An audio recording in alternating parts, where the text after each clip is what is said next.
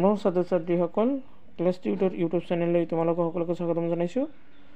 অসম জাতীয় বিদ্যালয়ৰ চতুৰ্থ শ্ৰেণী অৰ্থাৎ ক্লাছ 4 সমাজ বিজ্ঞান বিষয়টোৰ অধ্যায় নম্বৰ 5 মানে পাঠ নম্বৰ 5 আকাশৰ কথা এইটো পাঠৰ প্ৰশ্ন উত্তৰসমূহ বিতংভাৱে আলোচনা কৰিম। আজিৰ ভিডিঅ'টো যদি তোমালোকৰ ভাল লাগিছে লাইক কৰিবা, লগতে চেনেলটো সাবস্ক্ৰাইব কৰি ৰাখিবা যাতে অন্য বিষয়ৰ প্ৰশ্ন উত্তৰ পাব পাৰা। এইটো সব প্ৰশ্নাৱলী প্ৰথম প্ৰশ্নাৱলী মানে অনুশীলনী তাৰে প্ৰথম প্ৰশ্ন হৈছে আকাশ বুলিলে কি বুজা।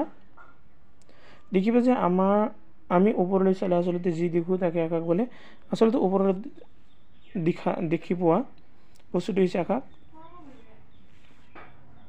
2 নম্বৰ হৈছে সৌৰজগতৰ গ্ৰহ কেইটা আৰু কি কি। উত্তৰটো হৈছে সৌৰজগতৰ গ্ৰহ হ'ল 8টা, যেনে আগতে 9টা আছিল, বৰ্তমান 8টা। বুধ, শুক্ৰ, পৃথিৱী, মংগল, বৃহস্পতি আৰু শনি। আৰু বাকী গ্ৰহ দুটা পৃথিৱীৰ পৰা দূৰত থকাৰ বাবে ইহঁতে খালী চকুৰে দেখা নাযায়। 3 নম্বৰত আছে সৌৰজগত বুলিলে কি বুজা। উত্তৰটো হৈছে সূৰ্য আৰু ইয়াৰ 8টা গ্ৰহ আৰু ইহঁতৰ উপগ্ৰহৰ পৰিয়ালটোকে সৌৰজগত বোলে। 4 নম্বৰত আছে গ্ৰহ কাক বোলে। উত্তৰটো হৈছে নিজা পোহৰ নথকা জ্যোতিষ্কবোৰক গ্ৰহ বুলি কোৱা হয়। গ্ৰহবোৰৰ কি নাথাকে মানে নিজা পোহৰ নাথাকে, নক্ষত্ৰবোৰৰ নিজা পোহৰহে থাকে। 5 নম্বৰ আছে উপগ্ৰহ কাক বোলে। নিজা পোহৰ নথকা জ্যোতিষ্কবোৰ যদি আন গ্ৰহৰ চাৰিওফালে ঘূৰে তাক উপগ্ৰহ বুলি কোৱা হয়। 6 নম্বৰত আছে নক্ষত্ৰমণ্ডল বুলি কি বুজা। উত্তৰ হৈছে আকাশৰ কোনো অংশত কিছুমান তৰা থোপ পাতি থকা দেখা যায়, এনেকুৱা তৰাৰ থোপক নক্ষত্ৰমণ্ডল বোলে। 7 নম্বৰত আছে উল্কা বুলিলে কি বুজা। উত্তৰটো হৈছে কেতিয়াবা একোটা উজ্জ্বল বস্তু তীব্ৰ গতিৰে পৃথিৱীলৈ নামি আহে, হঠাতে আকৌ নাইকিয়া হয়, কেতিয়াবা মাটিত পৰি ইয়াকে উল্কা বুলি কোৱা হয়। 8 নম্বৰ আছে বহু বছৰৰ মূৰে মূৰে আকাশত ওলোৱা এটা ধুমকেতুৰ নাম লিখা। এইটো হৈছে হেলিৰ ধুমকেতু, যিটো 65 বছৰ পিছে পিছে বা 75 বছৰ পিছে পিছে ওলায়। 9 নম্বৰ আছে সপ্তৰ্ষি মণ্ডল কি।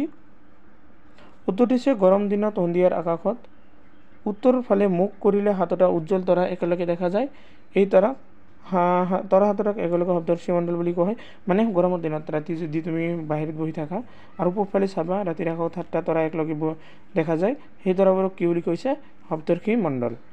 10 নম্বৰত আছে ধ্ৰুৱ তৰা কোন দিশে ওলায়। উত্তৰটো হৈছে উত্তৰ দিশত। 11 নম্বৰ প্ৰশ্ন কোনটো গ্ৰহক ভোটা তৰা বুলি কোৱা হয়। উত্তৰটো হৈছে শুক্ৰ গ্ৰহক ভোটা তৰা বুলি কোৱা হয়। 12 নম্বৰ জ্যোতিষ্ক বুলিলে কি বুজা।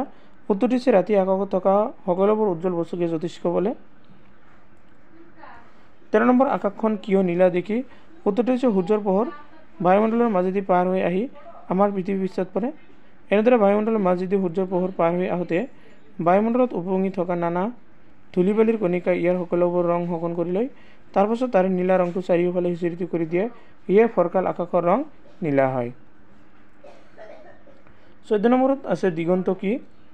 উত্তৰটো হৈছে য'ত আকাশখন মাটি চুই থকা যেন লাগে তাকে দিগ বোলে বা দিগন্ত বোলে। 15 নম্বৰ প্ৰশ্ন ৰামধেনু কি। উত্তৰটো হৈছে বৰষুণৰ বতৰত আকাশ মুকলি হৈ বেলি ওলালে বেলিৰ পোহৰৰ বৰষুণৰ টোপালবোৰ খুন্দা খায় 7টা অংশত ভাগ হৈ যায়। এনেদৰে সৃষ্টি হোৱা 7টা ৰঙৰ বৰ্ণালী হ'ল ৰামধেনু। ৰামধেনু মানে কি, ৰাতি বৰষুণ হৈ যোৱাৰ পিছত যেতিয়া আকাশখন একদম ক্লিন হৈ যায়, পৰিষ্কাৰ হৈ যায়, পূবফালে বা পশ্চিমফালে চাবা যে মানে 7টা ৰঙৰ এটা কি হৈছে ঘূৰণীয়া বস্তু ওলাইছে, তাকে কি বুলি কোৱা হয়, ৰামধেনু বুলি কোৱা হয়। 16 নম্বৰ হৈছে হাতীপুতি বুলিলে কি বুজা। উত্তৰটো হৈছে জুন জুলাই মাহত ফৰকাল আন্ধাৰ ৰাতি আকাশৰ ইমূৰৰ পৰা সিমূৰলৈ উত্তৰ দক্ষিণকৈ 100টা বগা ৰঙৰ মেঘৰ পাৰ দেখা যায়, ইয়াৰ নামে হ'ল হাতীপুতি। 17 নম্বৰ হৈছে আমাৱস্যাৰ লগত সম্পৰ্ক থকা দুটা উৎসৱৰ নাম লিখা। উত্তৰটো হৈছে আমাৱস্যাৰ লগত সম্পৰ্ক থকা দুটা উৎসৱ হ'ল এটা হ'ল দীপাৱলী আৰু এটা কালী পূজা। 18 নম্বৰ পূৰ্ণিমাৰ লগত সম্পৰ্ক থকা দুটা উৎসৱৰ নাম। উত্তৰটো হৈছে ৰাস আৰু লক্ষ্মী পূজা। এইটো মৌসুমী হৈছে, এইটো হ'ব লক্ষ্মী পূজা। আজিৰ ভিডিঅ' এইখিনি আৰু ভিডিঅ'টো সম্পূৰ্ণকৈ চোৱাৰ বাবে ধন্যবাদ জনাইছোঁ সকলোকে।